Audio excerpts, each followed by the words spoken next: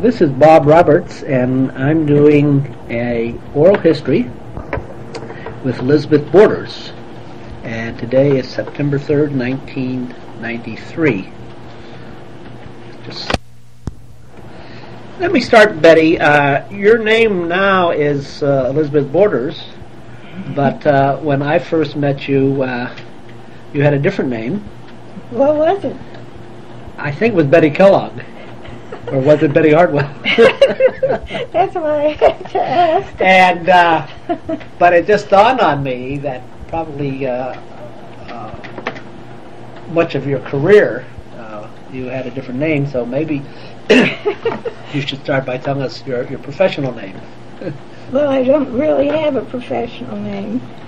I came to USC in 1941. My name was Elizabeth Payne, P-A-Y-N-E. After my husband's death, in due time, I was remarried and my name became Elizabeth Hartwell. And Hartwell it was when I retired in 1961. Borders is a fairly recent acquisition, and that was about 5 years ago. Okay. I'm new at this, and you're new at this, so maybe the best way to get this started is for you to tell us about how you came into social work and when, and maybe just tell us about your life in social work. Okay. I think it would be well, though, for me to start by saying that now I am in my 90th year. I am, as a result, long on perspective and short on vocabulary on demand. Why did I become a social worker in 1925? I had just come to St. Louis as a bride, and I needed a job right away. Social work did on-the-job training in those days, so the St. Louis Provident Association was ready to take me as a likely prospect. I was 20 years old, had completed 3 years of college. I was a minister's daughter with a belief in service to others, and I was available. Nadia Thomas conducted a seminar for beginners once a week at the central office of the St. Louis Provident Association.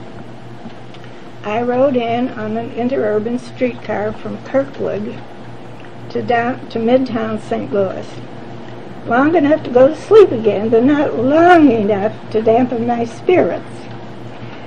I liked Miss Thomas and quickly felt her approval of me as a recruit.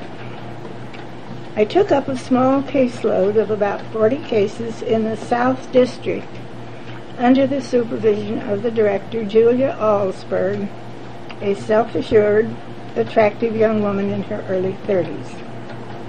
My cases were in Carondelet, originally settled by the French in far south St. Louis, although the residents then were primarily of German extraction. To get there, I went from Kirkwood to a small garage in St. Louis, where Earl kept a small fleet of 6 or 7 Model T Fords in running condition for the use of caseworkers. Almost all social work was done in the field in 1925. There I was, new to St. Louis traffic and geography, and I'd never driven a Model T, although I had driven the family Chevy in Kansas City. Incredible as it now seems, I learned to drive in Quincy, Illinois at the tender age of 12. There were no laws nor licenses for drivers then. Parental discretion somehow came out that way for me. Under Earl's tutelage, I became an expert with the Model T in no time. I still feel the grief I felt in the Model A. for its first gear shift car replaced the responsive little Model T.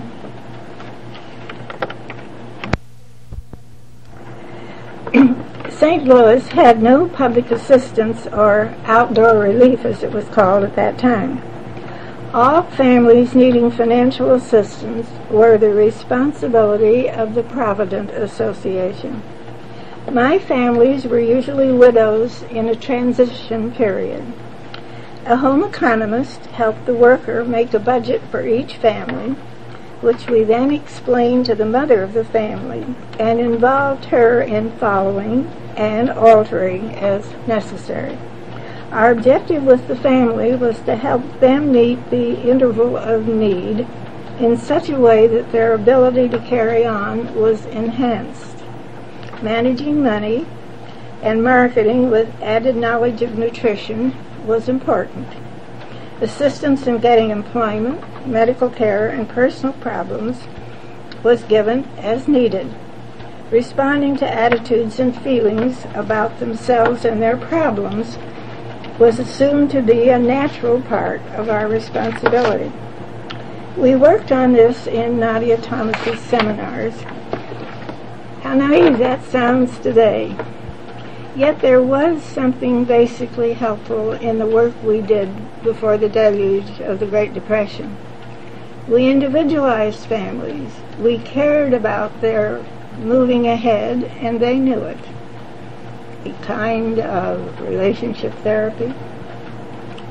I became a social worker out of my need for income. The work was available. I responded to what social work was doing with clients and workers almost 50 years ago, and the die was cast. A tornado in St. Louis in 1927 blew me, almost literally, into medical social work. Damage in St. Louis and the surrounding area in Illinois was so extensive the American Red Cross preempted all possible social workers for disaster relief, leaving social agencies in St. Louis desperate for warm bodies with legs attached. Edith Baker, director of the Social Service Department of Washington University Clinics and Allied Hospitals, was forced to hire me with little experience, no professional education, and a 6-month-old daughter. It took World War II for mothers of infants to be considered employable. I was told my attendance would be closely watched, no allowance given because I had a baby. But I should say right here that Edith Baker, who later became the first social worker with the federal government, this was in the United States Children's Bureau, made it possible for me to earn my degrees in social work from the newly created George Warren Brown School of Social Work at Washington University. I shall always be grateful. I was blown into her professional life and so earned a professional life of my own as a medical social worker. I remained with the Social Service Department, Washington University Clinics and Allied Hospitals for 14 years. I learned much, carrying increasing responsibilities on the eye, surgical, plastic, cancer services, and the fieldwork program for social work students. In 1930, I went as a scholarship student of the National Society for the Prevention of Blindness to the Eye and Ear Infirmary at Massachusetts General Hospital, Boston. The society thought social workers instructed in the medical and surgical treatment of eyes could prevent blindness by helping patients understand and respond to treatment. My parents took my 3-year-old daughter for those months. They were close enough to St. Louis to take her to see her father. We hoped this would prevent her feeling abandoned by both her parents. My experiences in Boston were phenomenal. 5 days a week, I was in the clinic at the side of an ophthalmologist, a different one each day. As he examined patients, he explained the patient's illness, showed me what could be seen, even took me into the dark room for a look through the slit flap into the fundus. I saw the macula, the nerve head, the lens, clear or with some opacity, the iris dilated or contracted, the cornea, the condition of the lids. I came to understand tension, which causes glaucoma, one of the chief causes of preventable blindness, and also strabismus. Two of these men took me into the operating room where they were doing cataract surgery and strabismus correction and removal of an external tumor. I learned so much as I saw their skilled hands. I honestly felt I could do it too. In those days, eye surgery was done under a handheld spotlight. One doctor gave me the responsibility. I wonder now how that could have happened. I did gain a sense of the simplicity and reasonableness of the procedures that communicated itself to patients in the years that followed. Back in St. Louis, as I helped many patients ready themselves for their surgeries, when one patient wanted me to stand by her side at the operating table, both the resident and I easily accepted this. I held her hand throughout the procedure. Casework with patients who needed it grew out of a social review of all patients with sight-threatening diseases or conditions. These were routinely referred to me by the attending physician. I set up a tickler system telling me when each patient was due to return. I talked with these patients before and after they saw the doctor, taking whatever steps were indicated. I checked their medical records and set up return dates. Those who did not keep their appointments were written or called immediately to let them know they were missed and to help them with any problems and to set up a return date. How I wish now we had carried this further so we could say how much vision was saved. That was beyond us then, just as laser surgery was beyond us. But it enriched me. I helped many patients retain or improve their sight and consequently their social functioning. The sad thing is I found too few ways to pass this on to students at USC, partly because I found no comparable medical social practice in Los Angeles. Three other experiences in St. Louis contributed much to my interest in becoming a teacher of medical social work. One was working with Felix Deutsch when he was appointed to the first chair of psychosomatic medicine in the School of Medicine at Washington University. I think this was the first chair in any medical school. That's my impression. It's no exaggeration, however, to say that he wasn't exactly greeted with open arms by either the medical or the surgical staff. They'd been getting along very well without his mumbo-jumbo, thank you.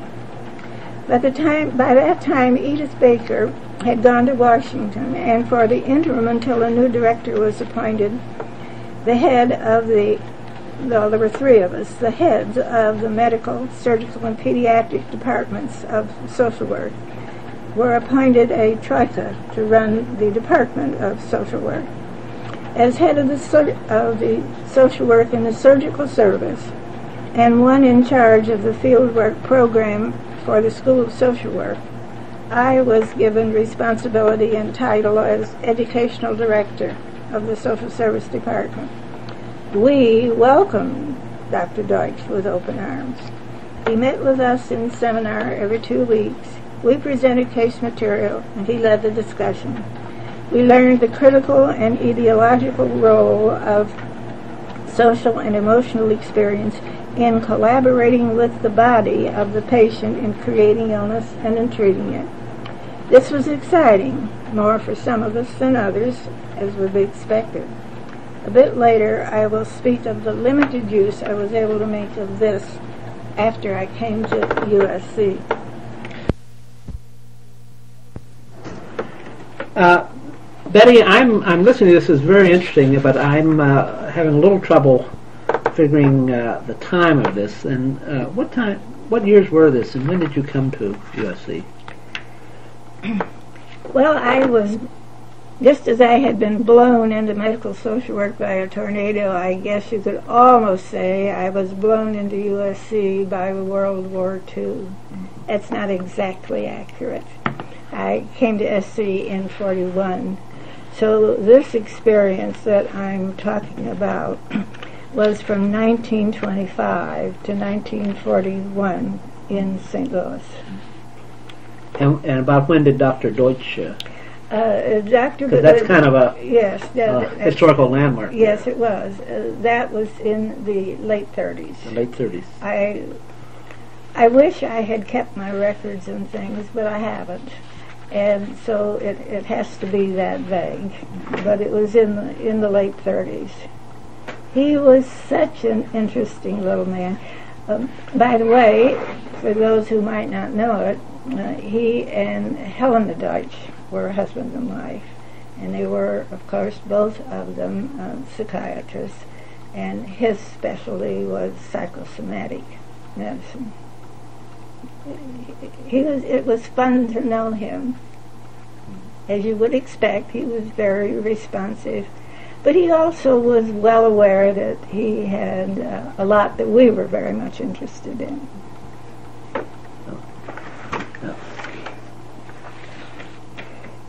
So this is about the time then that you came to USC. Well, yes, but I thought I would mention a thing or two before I came to SC.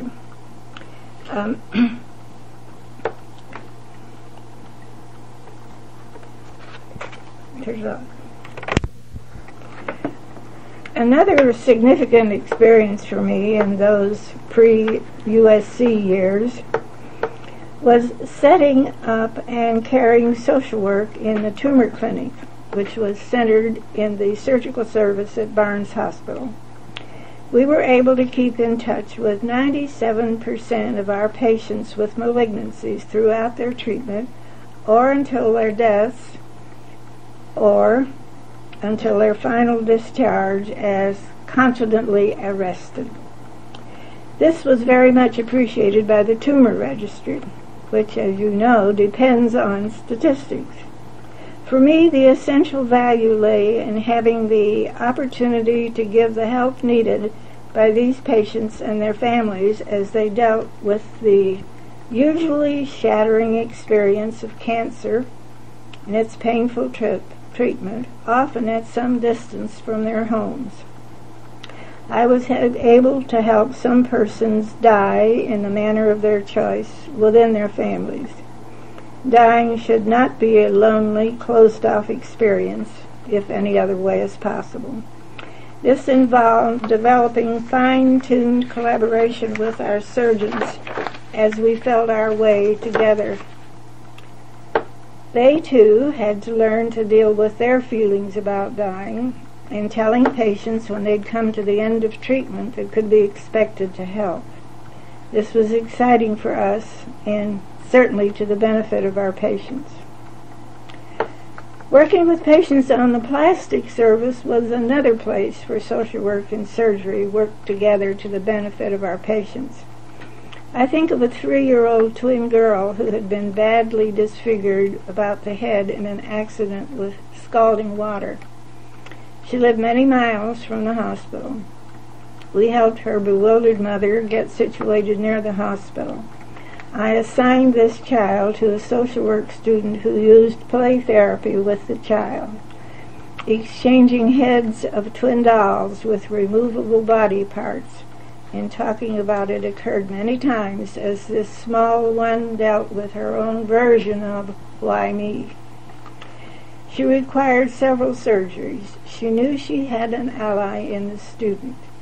Although Dr. Barrett Brown of necessity had to depersonalize his tiny patient somewhat, he was not insensitive to her trauma. He eagerly worked with the student for her understanding of the repair procedures as he did them and as he planned them. Another instance, 2 red-headed adolescent boys came from many miles away with remarkably similar accidents and resulting deformities from scar tissues. Each had been covered with cotton batting to be a snowman in a Christmas performance. Each caught fire from candles and had been badly burned. Much deformity of face and hands resulted. So many surgeries were required. Dr. Brown said he could operate on each of them with benefit to them for the rest of their lives and his. But there the similarity stopped. Working closely with these boys, it was my task to tell Dr. Brown when one of the boys had had enough for the time being.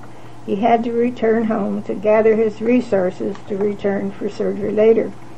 The other lad thrived on relationships with all personnel of the hospital, and continued surgeries comfortably, spaced only by his surgical condition and the convenience of the plastic surgery schedule.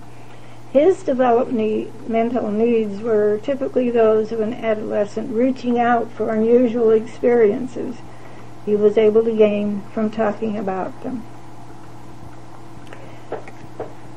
So those are the things that I had acquired, and this is what I brought with me when I came to SC in 1941.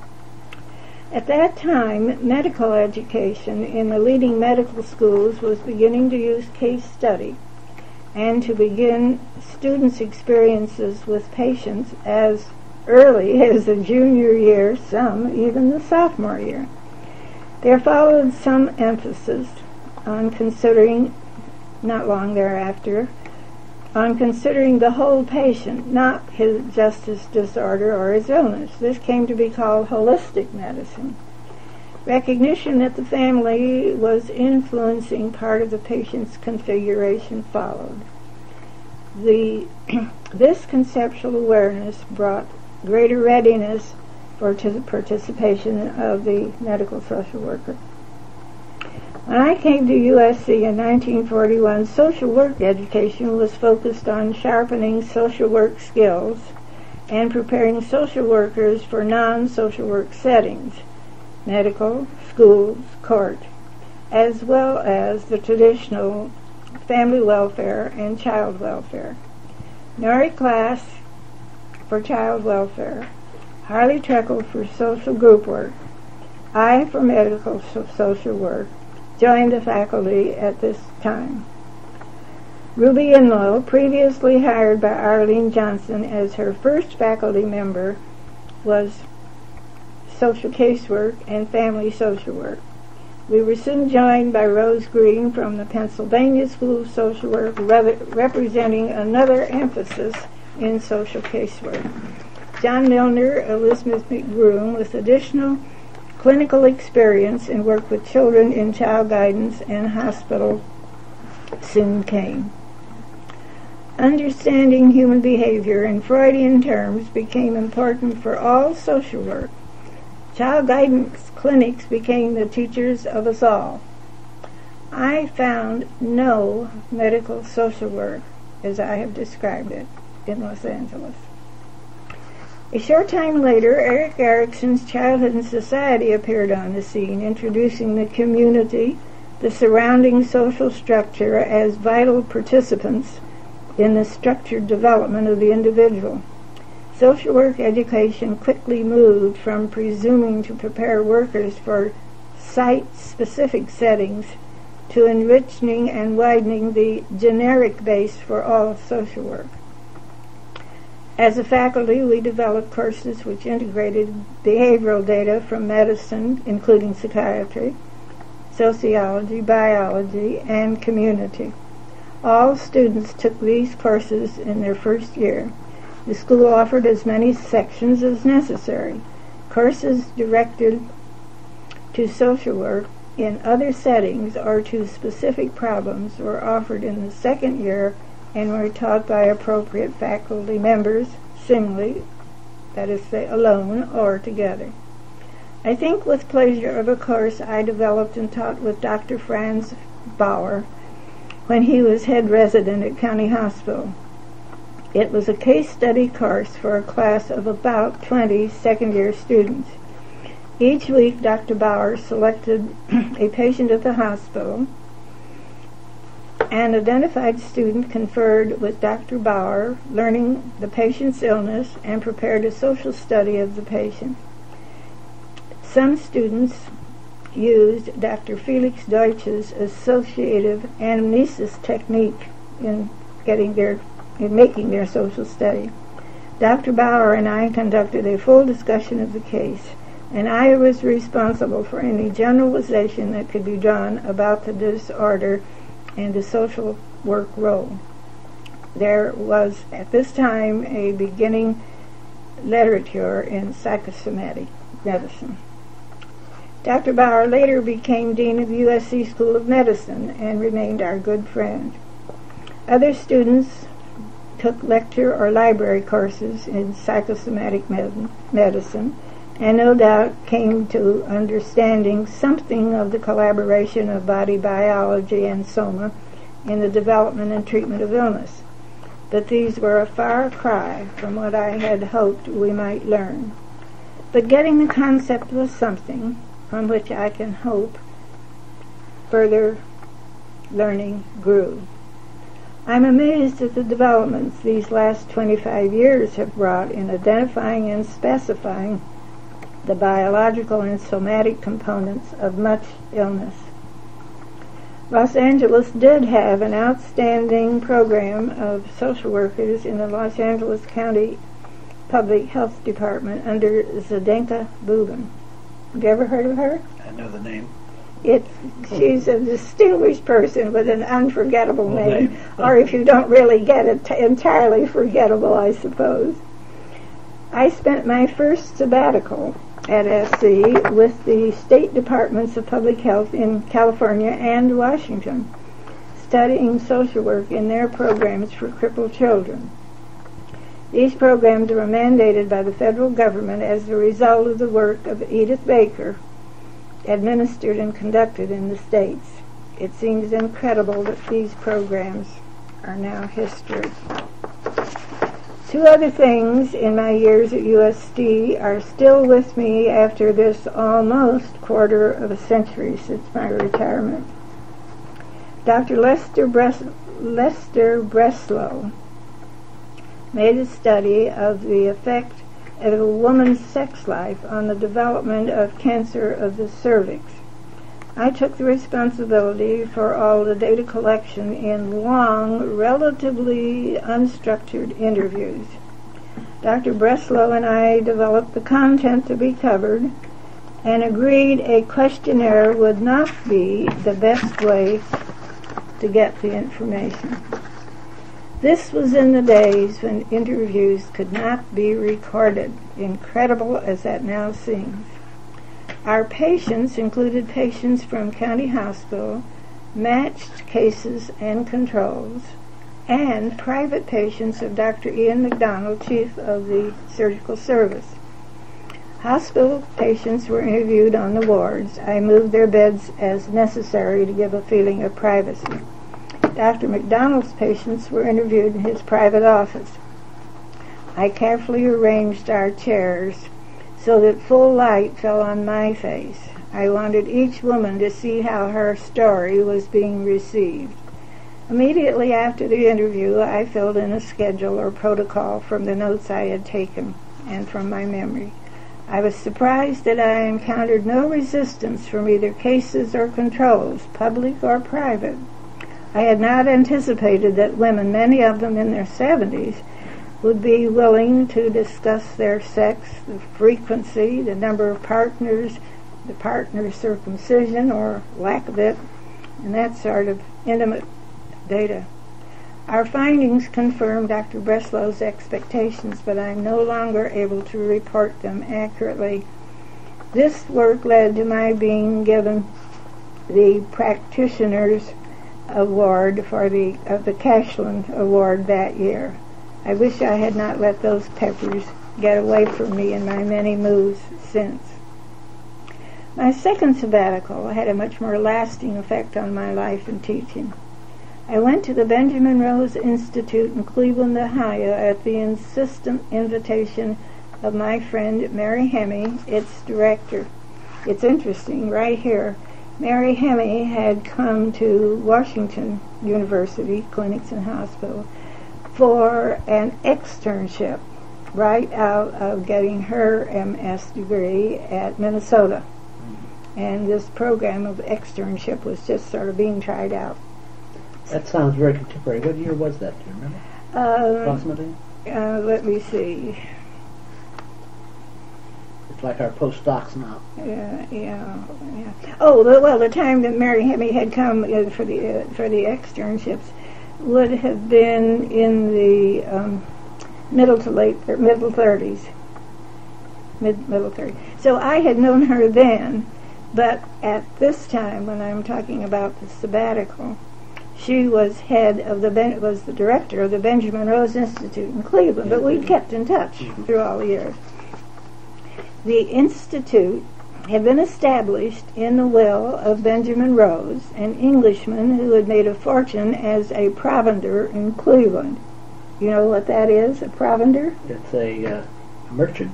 It's a merchant and dealing in foodstuffs. Foodstuffs. Yeah. But whether it was animal or personal, I really don't know. It may have been both. His baby daughter died of a childhood disease. His adolescent son in a boating accident on Lake Erie. When his wife died shortly thereafter, he preferred to leave his wealth to the community where he had earned it, rather than to his kin in England. The will was odd indeed. He directed an agency be set up to administer a variety of services to old people, and more strange yet, that it be administered by a board of directors made entirely of women. These services were not to be construed as public assistance. In 1962, the Institute, and that's when I was there, the Institute owned and operated the Geriatric Hospital of Western Reserve School of Medicine, a new state-of-the-art nursing home with graduating care for women who moved freely about the community to those who required nursing care as bed patients. The Institute also gave a full range of services as needed by elderly men and women in the community. I was given a small caseload to learn from and with. I worked under the supervision of the supervisor so that I could learn from agency experience with similar situations and not fall at odds with the law. Otherwise, I was free to spend as much time with any case as I thought was needed, to experiment with action I thought indicated. It was both ideal for my learning and safe for the Institute and the client. My learning was enormous. I learned we could communicate. The 97-year-old woman, formerly a leader of Cleveland society, who had lived as a recluse for many years and waited around in her attached 4-story house in pathways left by newspapers knee-high, all the time heating with open wall gas burners. I learned how her behavior made sense to her. I helped her to feel and trust my concern for her, and together we did achieve her successful exit from this fire hazard and the disposition of her beautiful things buried in the filth accumulation of years. She maintained her identity as an independent person and did not feel diminished in the least as she used my help. As a matter of fact, the morning after the move was made to a small, carefully selected nursing home, we had gotten her there about 4 o'clock the previous day. And I was there at 8 o'clock the next morning.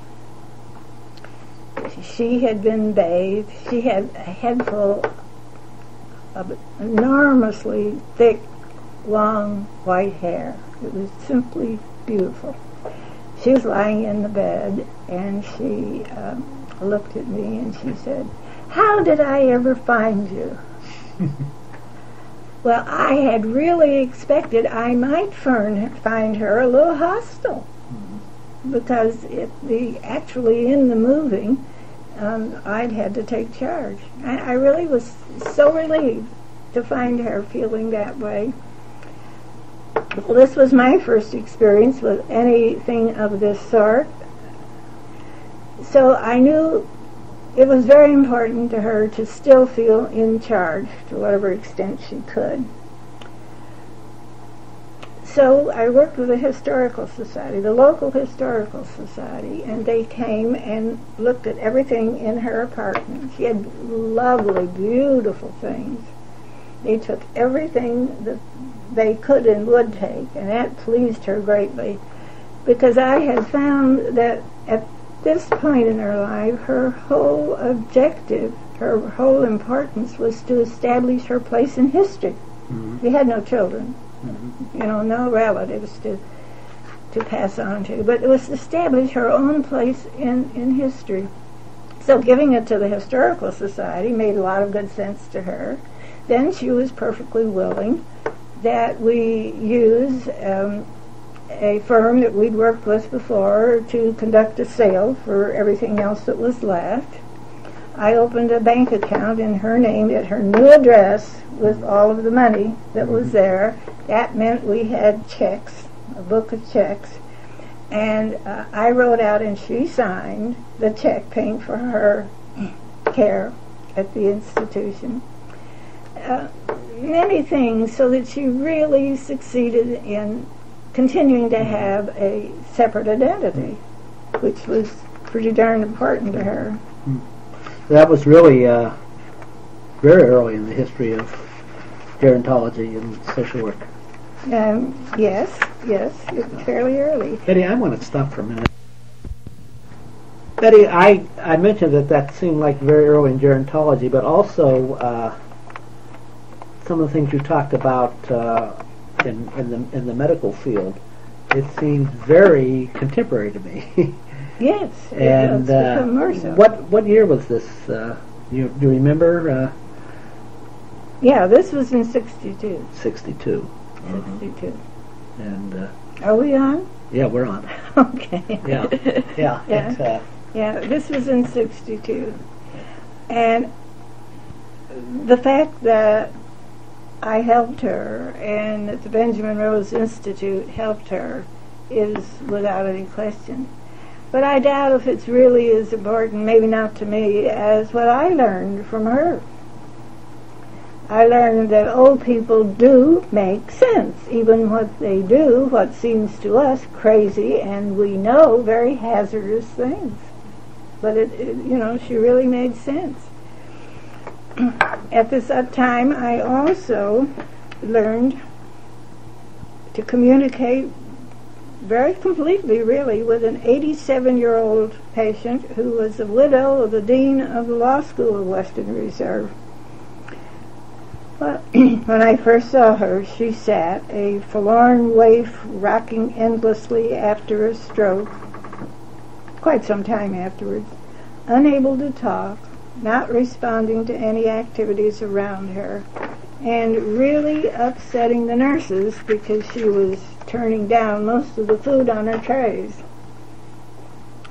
It's a lovely story, and I wish I could tell it to you. Or the story of a faculty member of a college at Western Reserve whom I helped to be ready to die after she resolved her feelings about being rejected by her son at the time of his late-in-life marriage to a young woman. And there were others. It was a marvelous experience, and I was able to make better use of this information in my subsequent teaching to the relatively few students who were interested in work with old people. Now remember, this was in 1962. I'm not sure that has changed, though, that it's still relatively few. I'm curious, and listen, I came to USC in 1970, and gerontology has never been a great interest of mine. But my memory is of being told that gerontology was very new, that I believe it was the developer of Leisure World had commissioned a study that Maury Hamovitch and someone else did, and this kind of led to the establishment of gerontology. Did they draw on your experience at all? No, it just No. that's what it's like the world rediscovering itself. Yeah. Like no one else had worked on this. No. I did not know that about the Rose Institute. I remember sitting in faculty meetings, and this was, I would have said, was before Maury Hamovitch's. He was on the faculty, but he was long before he became the dean. When Tracy Strevey, who was Dean of Graduate Education, it was right after Leisure World was started, and he came and presented to us the multiple opportunities that the residents of Leisure World would present for interdisciplinary research. Well, I just remember that, but it didn't get connected in any way with my personal experience. I think I had gone there expecting that what you tried to do with these old people was simply help them be as comfortable as possible as they lived, either in whatever degree of isolation their conditions made necessary or were necessary. And to an extent that's still, I guess, was true, except I found that as you could get to know them, and then they got connected with their earlier roles, and there still was an awful lot in the present that could be done. Maybe if we had time, I could go back to this woman here who had had a stroke, and as I said, she was just rocking in a chair looking out of the window, or apparently gazing out of the window. Well, one of the first things I learned, I found on her bureau some glasses, eyeglasses, dirty. I cleaned them up, and I took them over to her, and I said, "Would you like to have your glasses on?" I was wearing glasses, of course, and we put her glasses on. I also had seen on her night table some magazines. I can no longer remember what ones, but they weren't just trash. So I picked one of these magazines up, and I got in front of her with the magazine held so that it would be right within her line of vision. I selected some ads with color of a woman in a beautiful yellow dress, and held it for a moment and made some very brief comment. And I did that several times.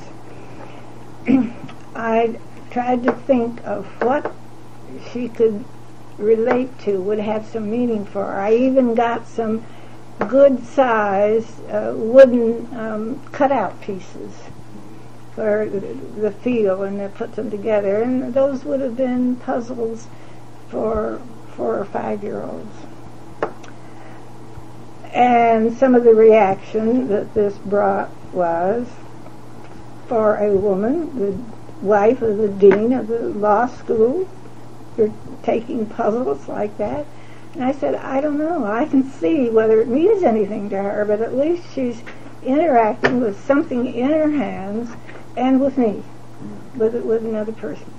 I also learned that she had been something of a bug about nutrition, and that she really thought whole wheat breads and flours and cereal and so forth was important, and that they'd been giving her poorly toasted white bread for breakfast. No wonder she didn't want to eat it. So I said, is there any reason why you couldn't give her whole wheat bread and toast it through?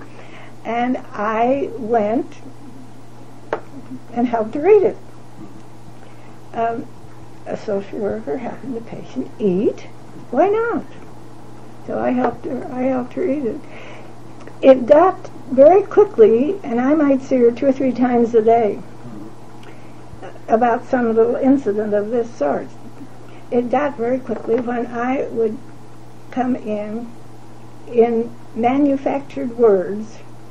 She would greet me like the perfect hostess. The tone of voice, everything in her attitude was, here comes a nice woman, and we took it from there. So then we began looking. So I wrote to her daughter, who was on the faculty at Bryn Mawr, and said, if you send your mother picture postcards, I will show them to her, and I will read it to her, and then we'll see what happens. Well, we really got to the point where she could respond in English. She began to, they fed her better, and she ate better. And she could now talk again. And she carried on a delightful social relationship with me.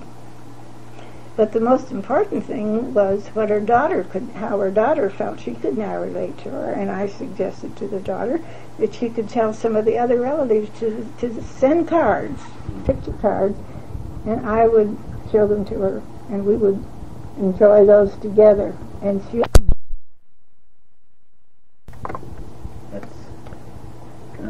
Betty, before we leave that's fascinating. In listening to you, I'm very much aware that after your retirement, that you moved into the leisure world. Yeah. And I'm just curious whether your perceptions of it as a professional squared with your experience as a resident. And did you to change your thinking, or? No, I don't think so. I don't think I had transferred any of my experience from the Benjamin Rose Institute to Leisure World. Because Leisure World does not have... No, Leisure World is simply a place for people of a certain age bracket, and they older people. And they don't have medical... And they have no assistance. You go in, you buy or rent an apartment, and you pay for it. You pay your dues, and that's that. And they have a wide variety of activities, some of the most I've ever seen, and very exciting, really, or you can have a wide choice of things to do. So it was just transferring a different place to live your life, as far as I was concerned. A hospital eventually was built in the community, but it had no relationship to Leisure World. The people of Leisure World became the more probable patients, of course, at the hospital, and it was a good hospital. I don't know much about Leisure World, but if you're a resident there and you have some catastrophic illness, do you then have to leave Leisure World, or? Well, you do like what you do any place. Depending on what your illness is and what you need, you find it. So, in other words, if you had the resources, you could hire caretakers. You could hire, yes. Because some retirement communities will not let you do that. Oh, well, if you become disabled, you have to leave. They don't want that image. No. Well, I don't really know, but because I didn't stay there that long. But it's my impression that you ran your own affairs, and so it really was just really segregated housing with a lot of social services. It was really, that's right. Wouldn't you say? And a lot of educational things. Yeah. For instance, Urban Borders was very active in a group that lasted for many, many, many years in producing slideshows where the narration was an integral part of the whole operation, and it really was more like an illustrated essay. They were just beautiful, and they were the people who did it enjoyed it so much, and it was so productive for them. And there was many, many activities could do that same sort of thing in other fields. I didn't happen to go in for that sort of thing. I became more active in Common Cause, of which I had been a founding member, and at that time, then they began Common Cause began developing local chapters, and so I was active in that, and in Foreign Affairs, which is a national program for study and discussion 8 weeks a year, and that was very exciting, and with my sorority group and that sort of Well, we're thing. getting a little ahead of your story. Well, that's about it. But I really don't know that I feel, in fact, I know I don't feel able to talk of the future of social work, because I've been retired now almost a quarter of a century, and I don't know really what is the current practice of social work. One thing I do know, that research is much more sophisticated than had been attained when I was there. But some of the articles about social work and by social workers leave me feeling concerns of the profession are all too familiar. In this communication age, do we have anything that is uniquely ours? Or can be, if we can define more precisely what makes it work? Can we make it include the rebellious, dispossessed youth of our urban centers? How can we communicate with persons whose body of experiences are totally different? I'm sure we can, but we're going to have to learn how to do this, if we can, formulate it, and teach it. I'm very much concerned with the phenomenon all too common of children having children. How we got to the position as a society where anyone has the right to produce children under any circumstances, whether they can support them or not, I'm not clear. I myself had to forego having more than one child because we couldn't afford to support it.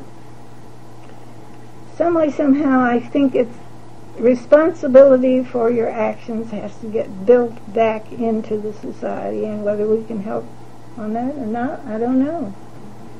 I remember when Margaret Mead wrote an article many years ago about the time when people would have to be given the permission to have a child. Well, of course, as we know, something of the sort going on in China. It's not a selective process for finding parents, but controlling the number of children that can be born.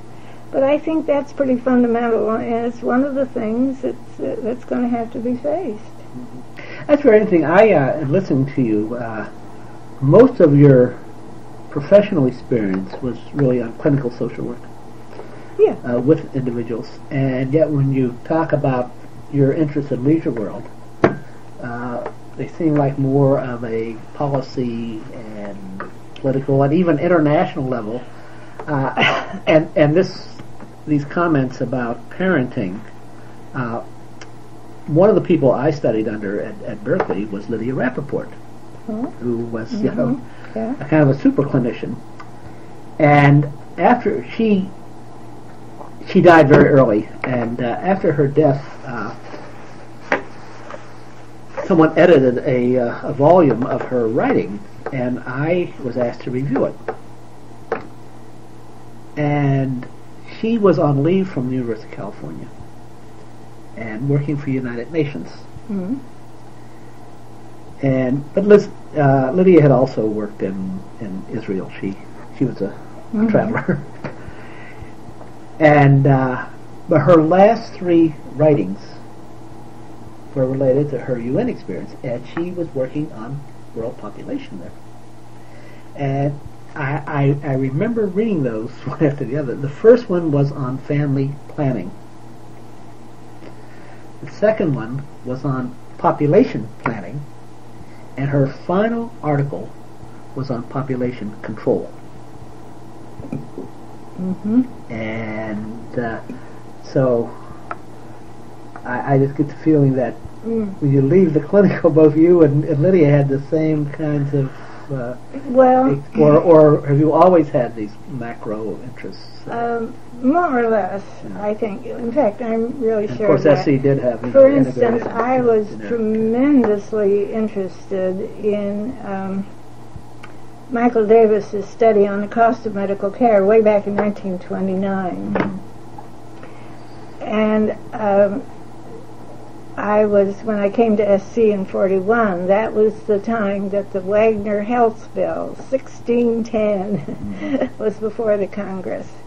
And we even thought that there was some hope of getting something like that passed. Of course, it did not, and it was simply opposed so effectively by the American Medical Association, and this was long, you see, before Medicare came into effect. Well, no, that's not true. Medicare has started, but the point is a whole bureaucracy hadn't yet developed in the insurance industry. But nonetheless, it simply killed any chance for medical care programs. And then Governor Warren introduced a program here in California. And as a result of the work I did on that, with some doctors and dentists and social workers, as a result of the work I did on that, I lost one of my good friends from my college years who said he couldn't afford to be known as a friend or have somebody who had anything to do with me, because that would disadvantage him with the corporation of which he was an employee. I was a pink. Well, so now here we are in 1993. Hillary Clinton is working hard, has been going about collecting information and involving many, many, many, many persons and groups in presenting relevant data to her and to the group. But I'm skeptical. I'm afraid that the body politic has too little real reliable information to make choices. And so if we get anything now that will really be an improvement, I don't know. Really I'm hoping. More vested interest opposed to it now than then. Right. There, certainly, yes, certainly many more kinds of vested interests. You mentioned that are insurance bureaucracy are in it now, and I think that's terrible. But this whole business of social processes by which societies define and govern themselves, we have to understand it as much as we can, and we can maybe in small ways contribute to the forces that we think are leading us where we need to go, and rather than those that are obstructing progress. But you have to take the long point of view. Just like the United Nations is now trying to redefine its purpose. And somebody comes along and says Boutros Ghali is defining foreign policy for the United States, as though that were the worst thing he could do. So there are, many, many conflicting views, but the thing that really does concern me is our population in general has too limited an opportunity, too little an opportunity to really become knowledgeable about relevant facts. So much of the time they're getting opinions of people who have their own agendas, or groups that have their own agendas. And that concerns me as to how we're going to get there. We may need to have a greater blow-up before we can gather our resources and move again. But I think we have to keep trying. I'm curious too. Once you retired, did you continue any involvement with the profession? No. No, you did not. No. No. You were talking about my name changes. No. Well, that's for those who knew you Okay. as Betty Payne to know that. Yes. Well, okay. I moved into a really different phase of my life.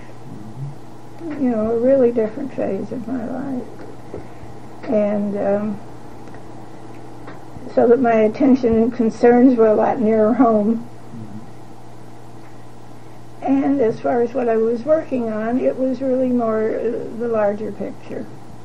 Well, it's interesting because different but similar, I moved to Washington when I left USC. And one of the things that has struck me is that when you get away from the profession, it doesn't seem to have much visibility. True. That I think most people don't seem to be aware that social work is there. Unless they've had some personal involvement with it, and often around, medical or psychological traumas or problems. One way I found to use it, though, I am my own social worker with the physicians who take care of us. Mm-hmm. In the very, very beginning, I said to myself, now, if I only had a social worker, she could do so-and-so. And I said, well, why can't you do it for yourself? Mm-hmm. And so I have discovered that I can for myself and my husband. And so it's in that way that I have come to see how much the medical education has, how much more they had that they know now, but how in so many ways they're still very much the same. But if you work with them, at least it's been my luck, in my experience, to get very good responses. I'm thinking of trying to put this together for myself, that I think my perception of American society is very similar to yours, and there are a tremendous number of social and political problems that need changing. And I agree too. Sometimes I get very depressed about it, but then I only have to go back 40 years or 30 years, and somehow the area of civil rights, there's so much to be done, but the changes are just are tremendous. They really are. And they seem to happen incrementally, and sometimes I think accidentally. Yes. But I think the profession has been investing more and more of its resources in social policy in the quote, macro end of the profession. And yet my perception is that it seems to be having less impact, that even in terms of, there have been some social work appointments under the Clinton administration, but usually not to the top levels. And I think all this emphasis on social policy institutes, in schools of social work, and I don't know what, if any, impact that's having. And so, for these interests of yours, instead of finding a natural outlet in the profession, you've had to go to things like Common Cause. And do you? Well, yes, I think I know what you mean. As I listen to you, I am very aware that social policy then leads to certain ways of defining problems and attempting to ameliorate the problem or to move in a better direction. And one of the things that my experience at Cleveland drove home is you can't carry out a social policy by treating recipients of a certain kind of assistance all the same. They're highly different, and you won't have, and they need what you can contribute.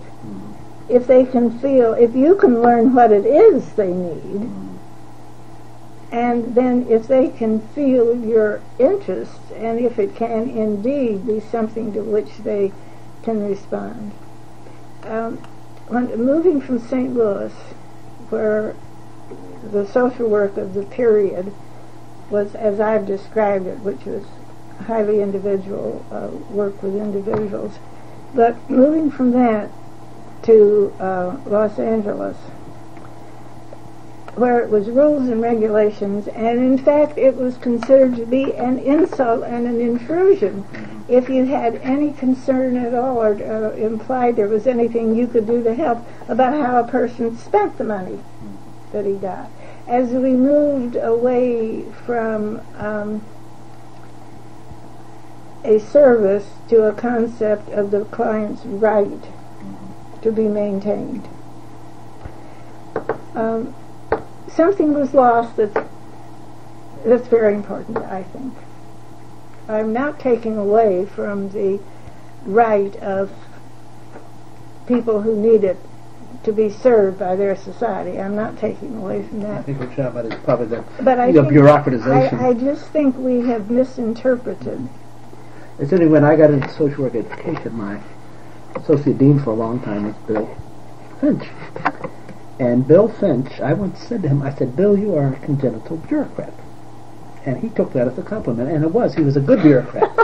But he really believed that bureaucratic rules and organizations democratize service. And I drove him crazy because I was always, quote, administering by exception. Yeah, exactly. And yet, listening to you, I think the one thing that probably the far right and the far left would agree on is that bureaucratization is a tremendous problem of today's world, whether it's government services or large corporations or leisure world, perhaps. Yes. And I think. And maybe that's... And that's one of the reasons, I think, that the large corporations are having to redefine themselves now, restructure and redefine themselves. Of course, I think the whole world is in the process of rebuilding itself, and that a lot of the rules by which we have understood social process in the past aren't going to help us to understand what's going on now. We have to keep trying, and we have to keep formulating concepts that will help. But we can't project the near future in terms of, well, for instance, the way we are or are not coming out of our recession, quotes around recession that we're having right now. We're having a structural change. And I think we've got to be open and learning to be able to find ways. Do you think that's a problem? I'm not think just the profession of social work, but I think all the behavioral sciences, the jargon now, that they're operating from outdated paradigms? Yes, I do. Yes, I do. In many instances. Yeah. Yes, I do. But of course it's easy for me to say this as an ancient one with no responsibility except to keep my head on my shoulders and to live with what I think. It's easy I saw for me. John Chancellor interviewed recently. I think it was on C-SPAN. And toward the end, the interviewer asked him his perception of the world, whether he thought the world was in worse shape or whether this is the world over. And he said, you should never ask that question of anyone over age 60, and he would not answer it. Well, but I think it is a different world. well, and again, you might almost say that's a simplistic question, Sure. any way you put it. It was Lisa McBroom who first formulated the statement, we are always changing. Because I had said to her, I wish I could hang around and see how it comes out. And she said, well, it's going to be always changing. It's never going to come out. Which, of course, is true. And the faster the change, I heard someone more quote confusing. Einstein recently, who said, everything changes except our thinking. Yes, And that's the maybe an age Yeah. factor. Yeah.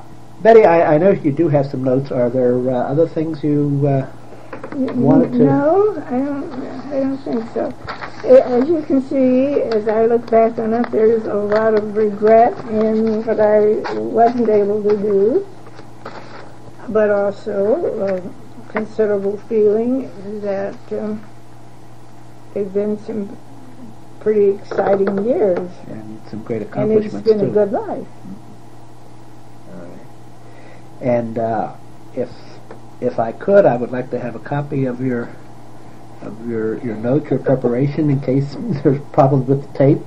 And you mentioned when I asked you at one point, it was about dates, and you said that you wished you had saved some of your papers. Yeah, I wish I had. Are there any documents? Or, No, not a thing. They're Not like a me. thing. Not a thing. And I really don't understand that now, but I think at retirement there was kind of a that's that feeling. And who knows what's going to be next. Maybe that means that all along the process that I would have been happy just to be close leading my life. I don't know. Probably not. I probably wouldn't have been happy that way. But maybe there was a considerable residue of that. Well, I don't think you're atypical in that. I think Probably not. I think the people who say who have lifelong scrapbooks are the exception. Well, thank you very much, Betty. And, Well, you're very welcome. I'm sure this is going to enrich the archives.